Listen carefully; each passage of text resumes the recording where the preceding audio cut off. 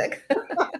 I kind of like that beat. It makes you want to dance a little. Hello, hello.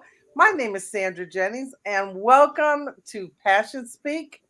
And as usual, we're excited to be here, and I'm excited about tonight's guest because we got some children who are creatives out there, and we're going to show you what one person did and how they did it successfully. Again, my name is Sandra Jennings. This is Passion Speak, where we give those with a passion a platform to speak. And my guest tonight is we got a commenter already. Oh, Gabriel. Hello, family. Hello, Gabe. Hey, Gabe. Thank you for watching.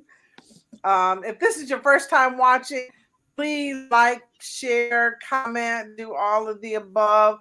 If not, if you've watched before, we additionally appreciate you.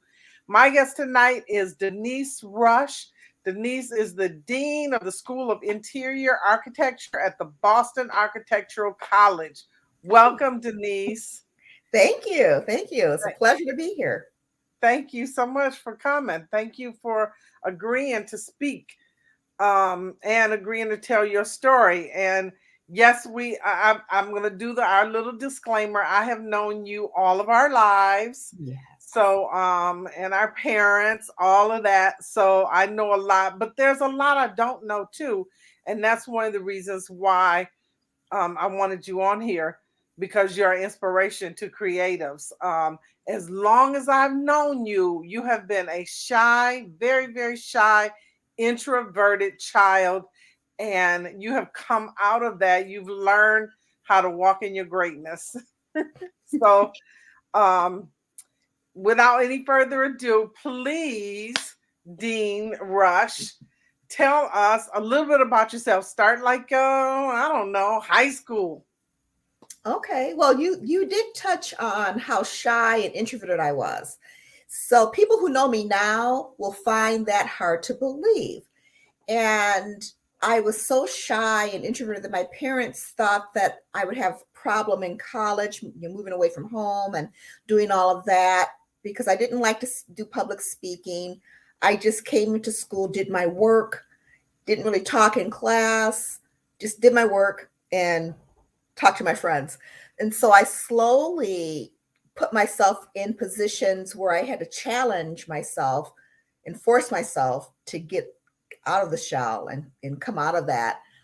So in high school, I was still creative. So art was my outlet, because you can be quiet and be an artist. You can be quiet and do your own thing. And that really fit my personality and my shyness. So I flourished as an art student. So in high school, I had independent study art class, which meant that the instructor, the art teacher, he didn't give me assignments. The rest of the class, whoever wasn't on independent study, they had to follow the curriculum of what the teacher set up. But independent study students were tapped as independent study students when the teacher saw they had talent beyond the prescribed classroom activity. So I would tell the instructor what my plan was for the semester. Basically, I said what I wanted to do, and all I had to do was deliver. I'm like, this is great. So I'm like, this semester I'm going to do this, this, and that. And I would come to class and really be in my own world and do the art. And so it was really wonderful to be able to nurture that part of my personality and my interest in the creative visual art field. So that was really fun. And in high school, you're thinking about what you're going to do for college. What are you going to study? Wait, before you go there, I want to interrupt you, because I want to stay on that creative piece. And even though we're talking about that, the whole conversation is going to be about creative. But I want to point out what's on your wall behind you. I learned yesterday that that is all your artwork. Yeah. And it's stuff that you've experimented with, different forms of art that you've experimented with. I just want to point it out because I think they're beautiful. Oh, thank you for that. And yeah, so this really follows with the whole art story in high school. I still do art, and I typically do something every day at something large scale or small scale. Before the pandemic, it was larger items, something every day before I left for work. When the pandemic hit, stuck at home, working from home, I had to scale back. So now I do little small things, something every day. And all of the things behind me really are just experiments. I was experimenting with materials and seeing how various medias work together.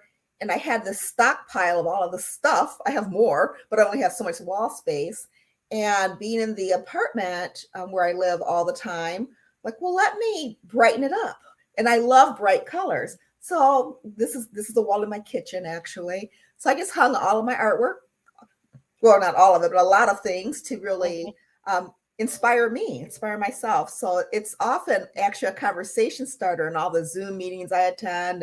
If I'm in this particular spot, they're like, oh, that's so cool. Who did the art? I'm like, it's my work. It's experiments. They're art studies. It's not, I don't sell any of it. None of this is for sale. It's just stuff that I do for me.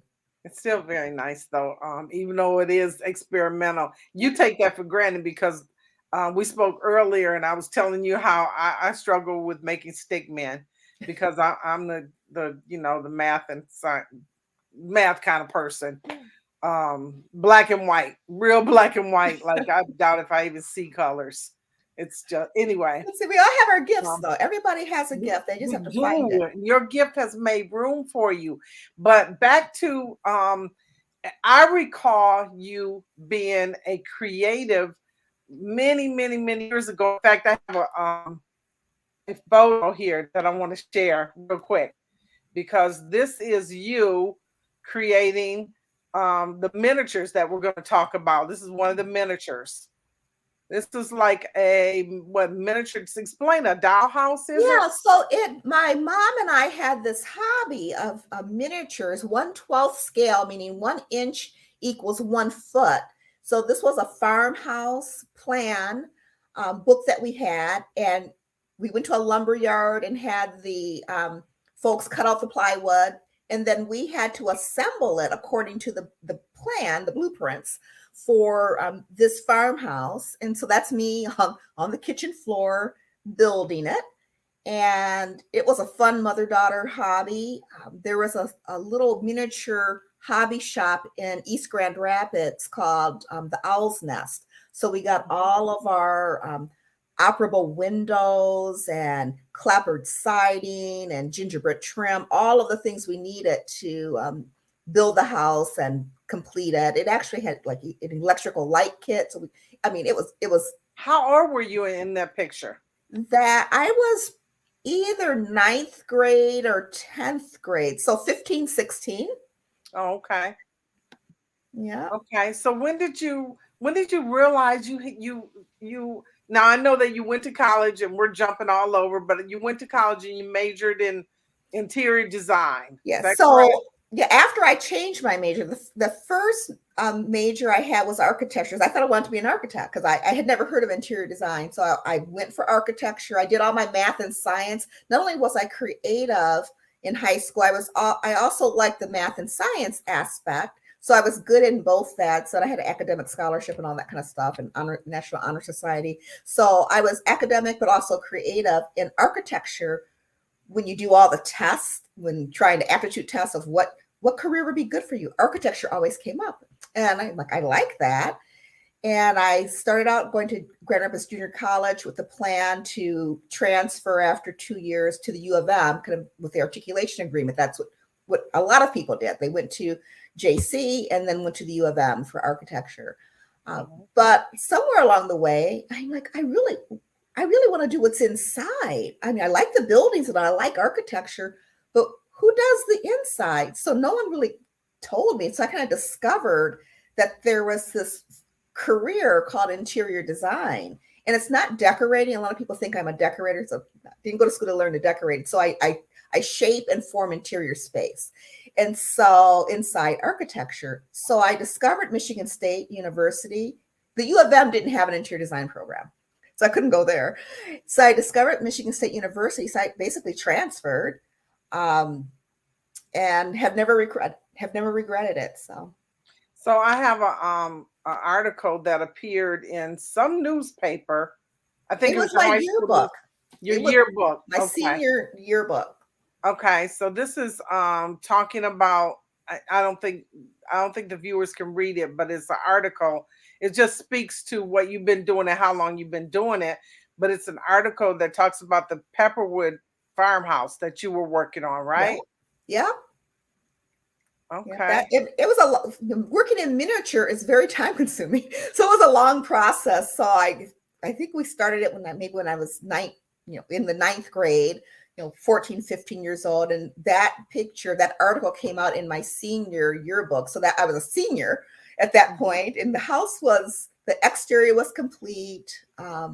It was in our den on a special table my mom had made with a lazy Susan, and it spun around, and I'm sure it stood. It had to stand over 3 feet because it was to scale. So it was a farmhouse. Like if it was real, it would have like 12-foot ceilings on each floor. So it had a main floor, second floor, and an attic. And so yeah, it was pretty fun. Your mom help push you along. She was a master furniture maker. Tell me more So about she was I always say she's a furniture craftswoman. So she worked at a company called Kindle Furniture, which is still in existence.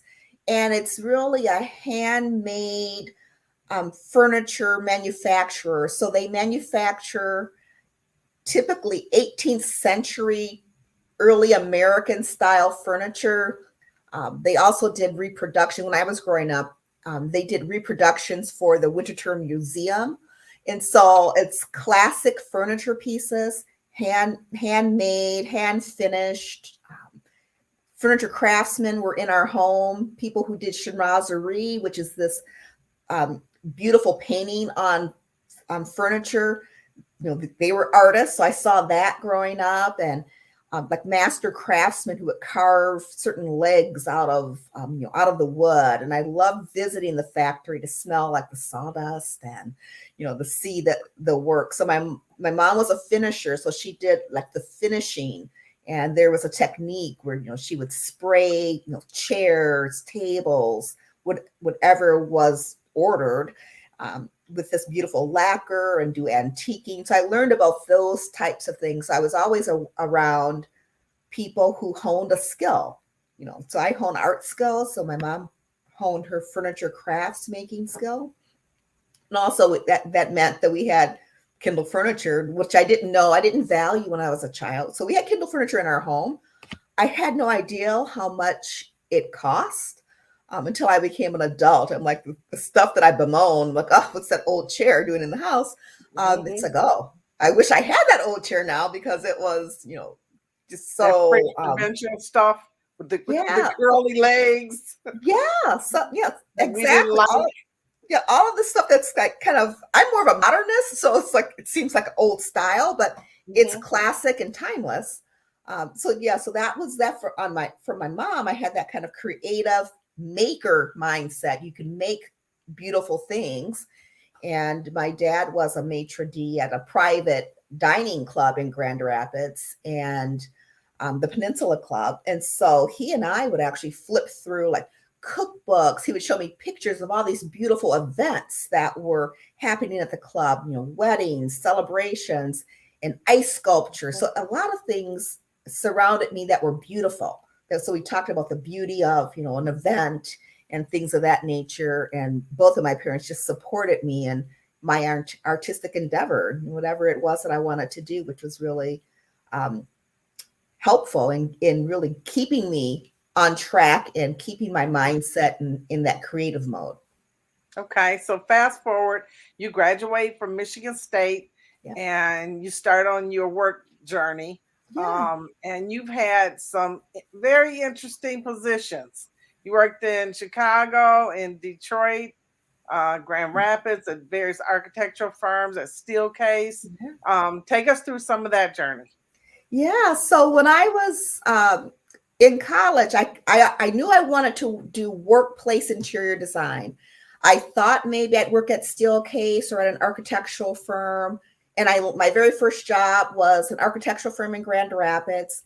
WBDC, and this architectural firm actually designed corporate headquarters for Steelcase and their pyramid building. So I got a chance to kind of see the inside of Steelcase from that perspective of it being a client of the architecture firm, but did a lot of workplace and healthcare. It was a generalist firm, so I got my taste of a lot of different interior projects, and it was an architecture firm. So we worked closely with the architects, and my architectural knowledge and interest was really a good match. So we had to do both. We had to work on brand new buildings and create the interiors.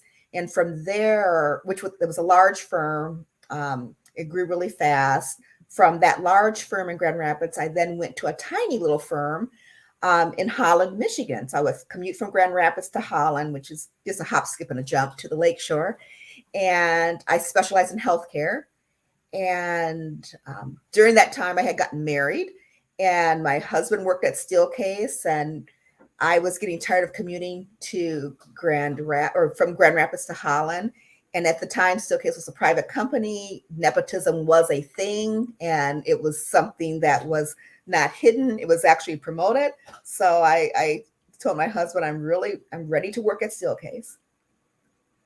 Made a few calls, met a few people. I ended up at Steelcase, and I work in the facilities department. And that was a really cool opportunity. I worked at corporate headquarters, and my job was to do anything that had to do with anybody's office in Steelcase Grand Rapids campus, corporate office, and or factory. So I could do in-plant offices. I could do executive offices. And they would call on my phone, the change management phone line. I was Denise Delaney in design. So it was fun, that alliteration of saying that. And they would say, my office is not working for me. So Steelcase's tagline was the office furniture company. So if your office is not working for you, and we're the office furniture company, it's my job to see what your needs are. So honing the skill of listening to the client, even though they're internal clients, and then designing a solution utilizing furniture, office furniture systems, and having it manufactured in, you're in Grand Rapids, you manufacture furniture, so it's all internal, and then the installers would install it. And so I learned so much, and that really helped me create the foundation for leading me to working as a corporate workplace designer at a couple of large international global architecture firms. So how did you go from Steelcase to Detroit, or Steelcase Grand Rapids to Chicago? So let's see. I went from Steelcase to Kalamazoo. So I went to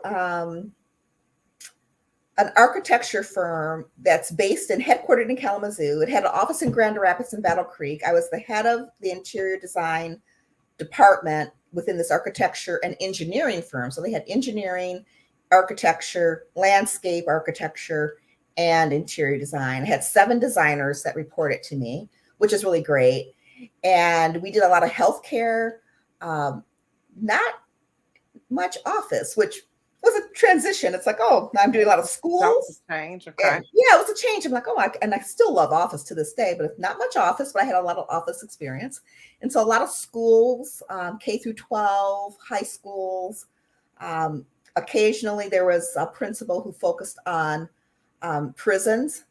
I did a detention center. That was not my favorite thing, but so that was needed. So I had to do that. But healthcare, hospitals, things of that nature. And eventually I just asked to transfer to the Grand Rapids office. I would still drive to Kalamazoo, but not every day. Like, I live in Grand Rapids. I just really want to be based in Grand Rapids. I didn't want to drive down, 131 in the winter is kind of treacherous. And so from there, I went to, I think that's when I left and went to Detroit. So I was recruited. Someone had heard about me. My name was put on a list for this man who had bought a Steelcase dealership. He was looking for people to lead various departments. He he had bought a Steelcase dealership that I guess was either in financial trouble, and he bought it to turn it around. And I went for an interview, and actually I took my mom. We drove across. We drove to Detroit from Grand Rapids, and they really liked what I had to offer. And I would not be designing. It was really a management position. So I was already head of design, where I would manage the design projects and the design staff, and on occasion do a project. But this would be strictly managing a department, design department. So I thought, well, I have a lot of Steelcase knowledge. I'll give it a try. I'm always one for an adventure. So I got the job, relocated to the suburbs of Detroit, and worked at this furniture dealership. And I must say, the furniture dealer environment is totally different than Steelcase corporate headquarters. I'm more of a Steelcase corporate headquarters person because you're not in the trenches. I was designing, corporate office space at Steelcase. There was not, I didn't have to sell anything. I was not at a dealership environment. So the dealerships, they are the bread and butter of a manufacturer. They're out there selling all the products, and it's really high pressure. I had a department of like 20 designers, and they were always stressed out because being in Detroit, the Motor City, our clients were Chrysler, General Motors, Ford. And when they had office needs, it would be like 3,000, 4,000 workstations. It's not skyscrapers, and people don't understand. It's like the offices are like, I don't know, acres and acres of office space, because everything is flat and spread out. And that's a lot of furniture. And so I did that. Yeah, I did that for a year. I'm like, I need to go back to architecture. So since I was in Detroit, I'm like, let me get out of this. I ended up just going to a architecture firm. It was like the oldest architecture firm, I think, in the country, called the Smith Group, in downtown Detroit. And we worked on large, like an airport project, which is now the Delta Terminal. So if you're ever in the Detroit Metro Airport and you go through the Delta Terminal, I worked on that project, did various things on that project. So it's kind of fun to go into places where you know that you can see your work is still there. So a lot of things in interiors change. So things I may have done 20 years ago, I hope they've been changed, because it would look maybe a little worn or dated. So in interiors, it's different from architecture, and that a building is not going to change as much as an interior. But the Delta Terminal, it looks pretty much the same, because it was Northwest Airlines, and their colors are red, and so Delta's red. So that all kind of worked out with all the different things there. So at this point, you have your bachelor's degree in interior design from Michigan State, and that's about it. And then you go to Chicago, and I'm in your ear constantly, Denise, get your master's. Denise, were. I'm just like, no. I know. I was like, get your advanced degree. And I remember you saying, yeah, I'm going to go back and get my master's. I was like, I was just saying that so you would stop telling me to go get it. I'm like, yeah, I'm going to go. Yeah, I'm going to do that. Great idea. And I'm like, no, I don't want to. And so that it developed. So I moved from Detroit. I was at the Smith Group, international global firm. Then I go to another global firm. I go to the Perkins and Will. They found me in Detroit, relocated me, and not a lot of architecture firms, I think back then, were relocating people. Well, they relocated me to come to Chicago, my dream city, the city where my father, my grandfather, all of my paternal family, that's where they were from. And I love Chicago. So it was a dream come true to work at this firm. And so I was there doing corporate workplace. It was really the best. I had a great view of Lake Michigan, so I could see home in a way. I could see Lake Michigan, feel connected to Grand Rapids. Now I'm in Chicago, and I had started thinking about it, even though I kept saying I was going to, and I really wasn't. But then I started thinking about the master's degree. So it took me a while, and I finally pursued my master's degree and went to Spertus Institute of Jewish Leadership. And now that sounds kind of strange to a lot of people, but Spertus Institute had one of the best programs for nonprofit management.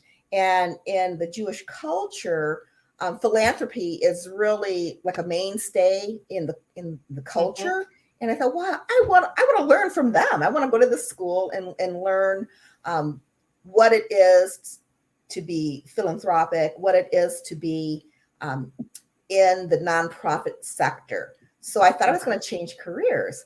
I really love studying nonprofit management, and it was the goal to become an executive director or development director or development officer for a cool nonprofit in Chicago. So that was the goal, to leave design, because I had accomplished really everything I wanted to do in design.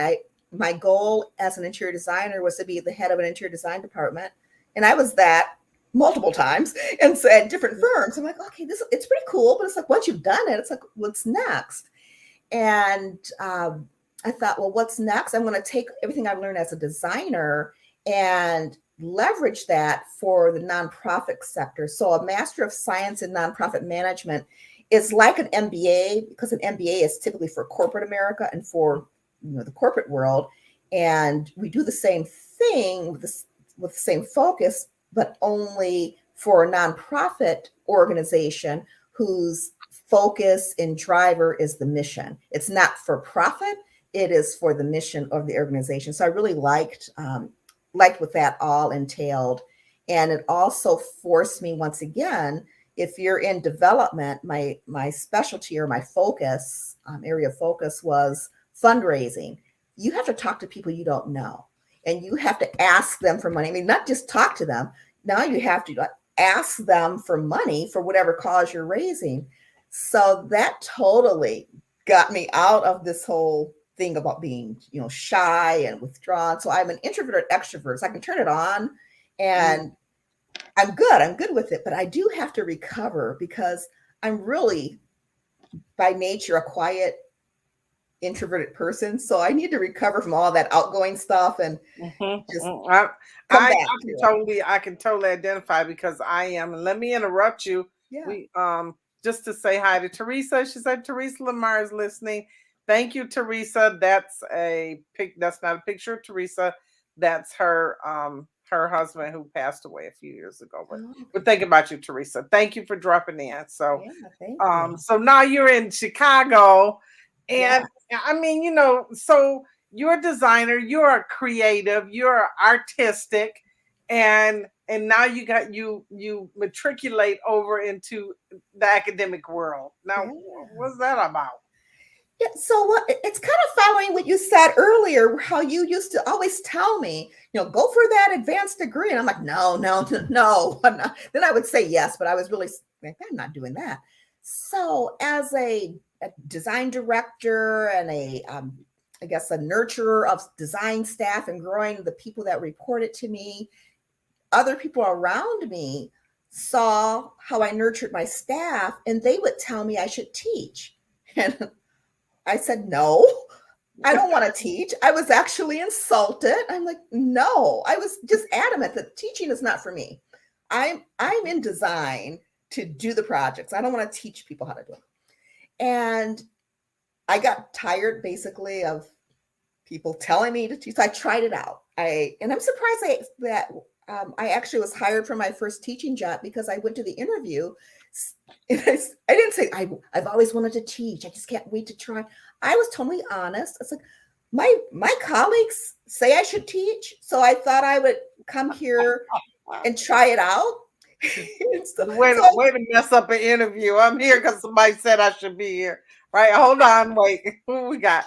Linda says hi. Hi, Linda. Thanks for watching. Hi, Linda. Thank you. and here's Diane. Yeah, so I am just like, hi, Diane. Go ahead. Yeah, no, I'm just here because I was referred to and strongly encouraged. And so I showed my portfolio and this and that, and the person I was being interviewed by said, yeah, I think you would be a good teacher, because he asked me questions and I guess I answered appropriately. I thought that I would hear from him in a few weeks. This is my mindset. So I'm going to go for this interview for a teaching opportunity. Not sure if I'm going to get it. I'm just going to be, honesty is the best, though. Just be honest. I'm like, I'm here because someone referred me. It's not like it was my plan or anything like that. And before I left the interview, he offered me a teaching job. I'm like, oh, okay, thank you. And then I'm leaving going, what have I What done? were you teaching? It was a first-year class called programming, and it was at a school called Harrington College of Design. It's no longer in existence. It closed. But at Harrington College of Design, the interior design program was during the day. They had weekend classes, and in Chicago, it's a good thing to teach, to be in practice, professional practice, and teach. Typically, your firm to let you leave to go teach a class. Like, good, you're giving back to the community. You're shaping and molding the future. So your job typically supports that. So I got to teach first-year students the basics of space planning and programming, which is kind of understanding what the clients need and all of that. And I went into the classroom and they were like wide-eyed. They had no idea what design was. And I could share with them my knowledge of design. And at the end of the semester, they actually knew something. And it was so rewarding. And so once again, like you encouraged me to get my master's. I did. I'm so glad I did. That was a good thing. You were right. Good. And the people who told me I should teach, they were right. I should have listened to them earlier. So I enjoyed teaching. So I taught as an adjunct for several years and worked as a designer in various capacities, and thought that I know a lot of people who did that. So I thought, well, that's going to be my life. I'm going to teach a class here and there. I'm going to work, teach a class here and there. But as it turned out, one of my colleagues who I worked with at Perkins and Will in Chicago, he also taught as an adjunct in various places, but he left Chicago for a full-time job at Boston Architectural College.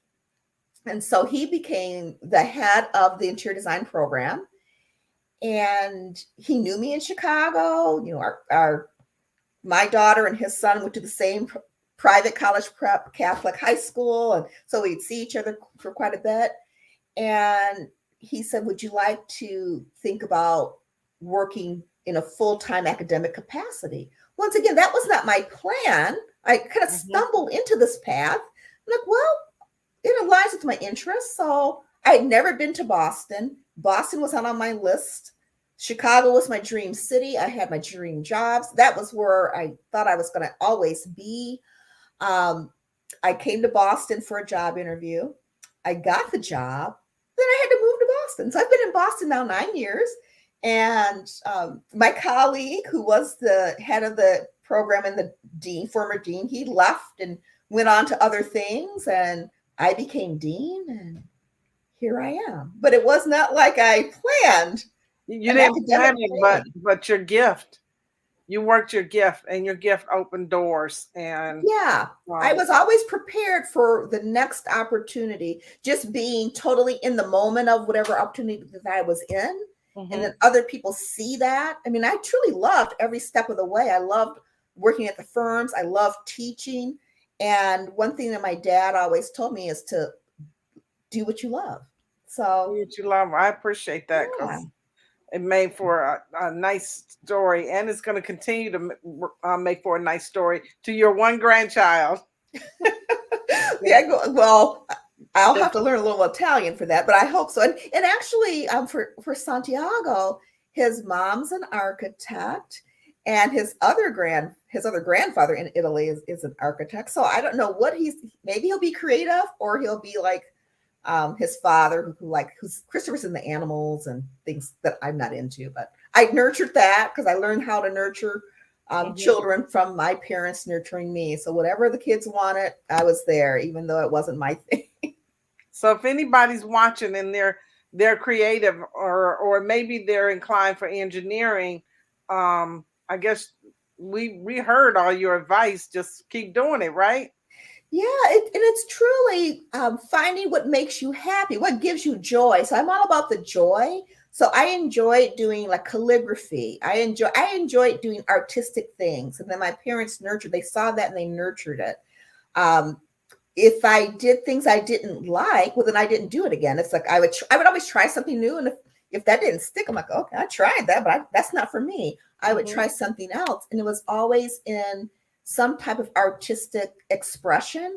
So for me, that's who I am. So whether or not you're into like numbers and math and calculations, maybe engineering is where you go, or if you like to read and write instead of maybe being an author, whatever it is to nurture what you enjoy, what gives you joy, and nurture what gives you joy, then you don't know where you're going to end up. So I ended up here, and I do still, even though now I'm an educator, I do still live, breathe, think design and creativity, because that's 24/7. That's what I do. We can see that right behind you. And so yeah, and that's truly who I am. And when you hear like other like career paths, when you hear a lot about actors who have a passion and they just struggle with it, and then many of them become successful, I never entered into any of my endeavors with the idea that I was going to be successful, but I always wanted to be the best at whatever it was I was doing.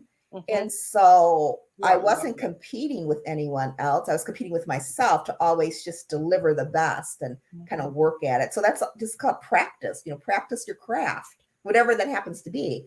And then you'll be good. People will see that you're good, because I always also say is that I want to be prepared for the opportunities that fall at my feet. And so I'm always comfortable going into a situation where I know I'm fully prepared, or that I bring to the table a skill that other people don't have. And it's not overconfidence. It's just I'm self-assured because I've been practicing, I've been drawing, I've been doing all these things. And so I have the skill. And if you don't tell someone you have the skill, when you're in an interview situation, they won't really know. So you really have to sell yourself. And I say that, and I think about the shy me. I would not have been able to talk to, because I was just too shy.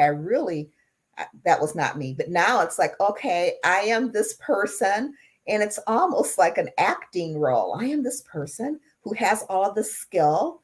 The job requires this. I can bring that. So I just have to convey my self-confidence and the skills that I have to whoever I'm talking to. And when that's over, I can go recoup again. But yeah. I would say your mother and your father, who have both passed away, would be very, very proud. Not so much that you're the dean, even though that's a really big deal, but that you're happy. I mean, you follow the joy, and you are genuinely happy. And that, I think that's all our parents really want of us. I just want to make sure you're happy. That's what they really want. Yeah, because when you think about it, because I'm sure we all know people who are miserable in their jobs. And I can't really comprehend that. I'm like, if you're miserable, find something that makes you happy, because I've always pursued like joy. Even now, my thing is, I need to find my joy. And during the pandemic, we're going to find my joy. I've got to make whatever situation a better situation, and find my happy place.